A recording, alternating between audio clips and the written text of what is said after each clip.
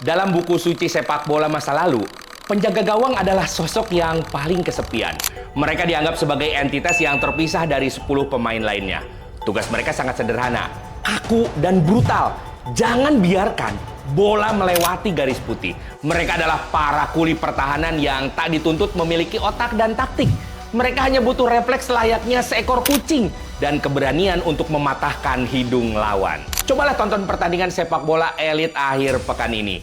Kalian akan menyaksikan sebuah keanehan yang membingungkan. Sang penjaga gawang kini berdiri jauh di luar sarangnya, mendribel bola dengan keanggunan seorang gelandang nomor 10 dan melepaskan umpan terobosan yang mematikan taktik lawan. Bagaimana mungkin sosok yang dulu diharamkan memainkan bola dengan kakinya kini justru berevolusi menjadi otak utama dari sebuah serangan? Mari kita putar waktu ke belakang dan membedah kudeta taktis paling radikal di atas lapangan hijau.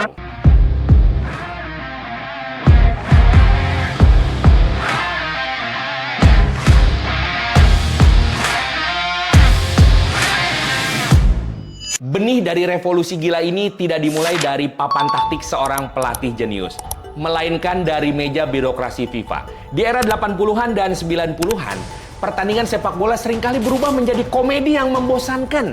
Ketika sebuah tim sedang unggul, para pemain bertahan akan dengan santai mengoper bola kembali ke kipernya, dan sang kiper bebas menangkapnya dengan tangan untuk mengulur-ngulur waktu. Hingga akhirnya, pada tahun 1992, FIFA memukul palu godam. Mereka meresmikan aturan larangan back pass. Seorang kiper tak lagi diizinkan menggunakan tangannya jika menerima umpan sengaja dari rekan setimnya. Di titik nol inilah kepanikan massal terjadi. Secara paksa, para kiper yang seumur hidupnya hanya melatih otot tangan tiba-tiba diwajibkan untuk belajar menjinakkan bola dengan kaki mereka di bawah tekanan buas dari striker lawan. Sebuah aturan birokrasi tanpa disadari telah memicu evolusi paling bersejarah. Meski aturan back pass sudah diberlakukan, transisinya membutuhkan waktu puluhan tahun. Era 90-an hingga 2000-an masih menjadi masa keemasan mutlak bagi para penjaga gawang beraliran klasik atau yang dunia sebut sebagai pure shot stopper. Ini adalah dekadenya para monster. Nama-nama abadi seperti Oliver Kahn, Peter Schmeichel, dan Gianluigi Buffon merajai Eropa. Mereka tidak dituntut untuk memiliki akurasi umpan yang indah.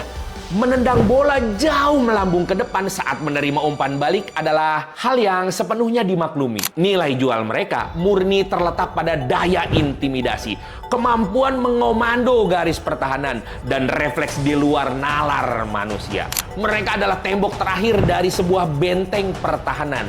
Dan selama gawang mereka perawan, tidak ada pelatih yang berani mengeluh tentang seberapa buruk teknik kaki mereka. Tetapi, senjakala para monster klasik ini akhirnya tiba. Bencana taktis yang merusak pakem kuno itu datang seiring dengan meledaknya filosofi high pressing secara global. Ketika pelatih seperti Jurgen Klopp mempopulerkan seni bertahan dengan cara mencekik lawan langsung di area kotak penalti mereka sendiri, permainan sepak bola berubah menjadi ajang bertahan hidup. Bek-bek tengah masa kini tidak lagi memiliki kemewahan waktu.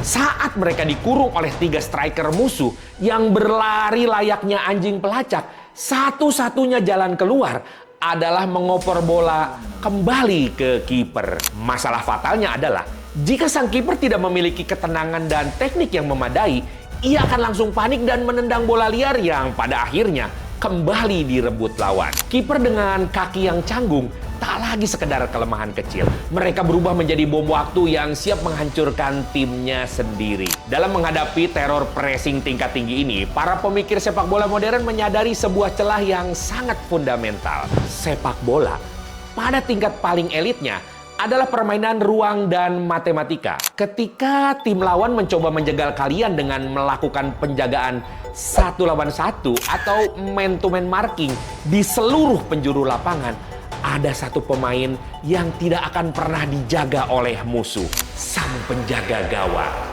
Inilah revolusi sistemik yang mengubah segalanya.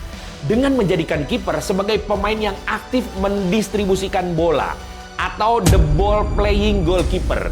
Tim yang sedang membangun serangan akan selalu memiliki keunggulan jumlah pemain 11 melawan 10. Kiper modern adalah orang ekstra tersebut.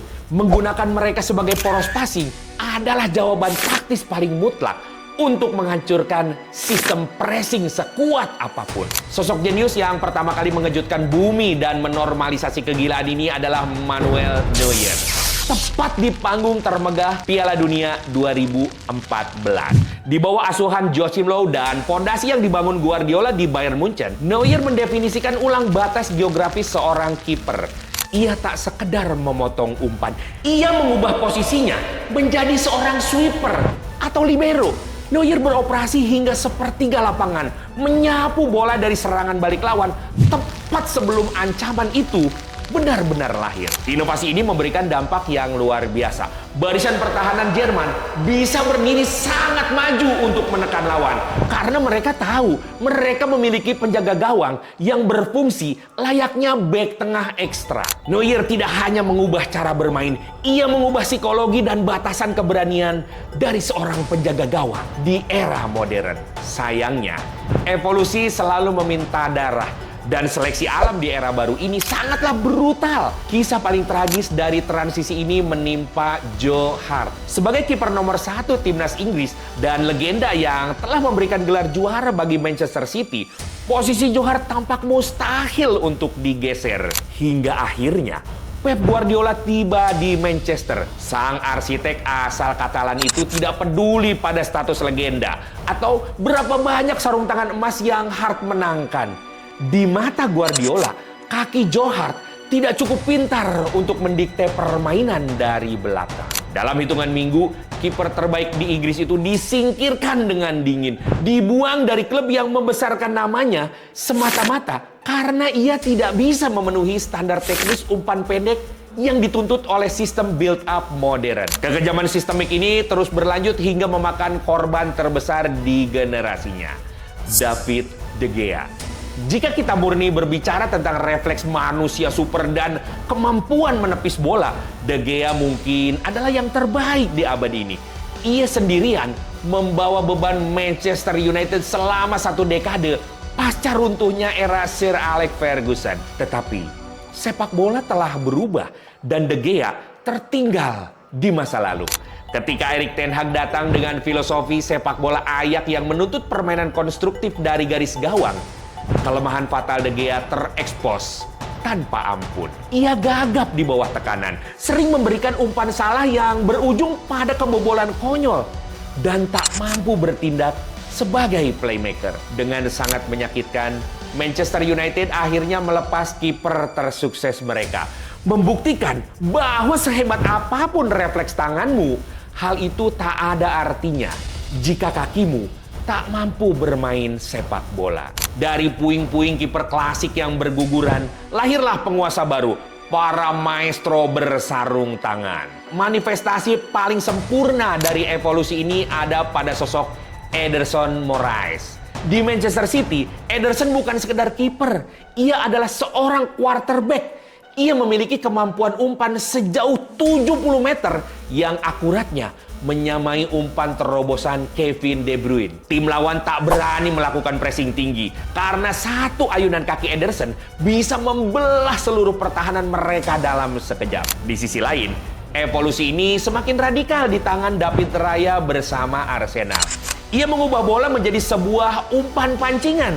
Raya dengan sengaja akan menginjak bola, diam tak bergerak, memancing striker lawan untuk kehilangan kesabaran dan menerjangnya. Begitu lawan terpancing, ruang kosong akan tercipta di belakang mereka. Dan dengan dingin, Raya mendistribusikan bola ke ruang tersebut. Ia bermain dengan pikiran musuhnya. Hari ini, jika kalian memiliki seorang kiper yang hanya hebat dalam menepis bola, maka pelatih jenius di era modern akan menganggap tim kalian cacat secara taktik.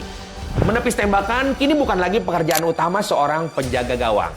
Itu hanyalah syarat administrasi yang paling mendasar. Sepak bola telah berevolusi menjadi olahraga yang dimainkan murni dengan kaki, dari ujung ke ujung. Sosok kesepian di bawah mister itu kini telah melepas belenggunya. Dan sang playmaker bersarung tangan kini memerintah tahta. Jadi, siapa penjaga gawang dengan kemampuan kaki terbaik menurut kalian?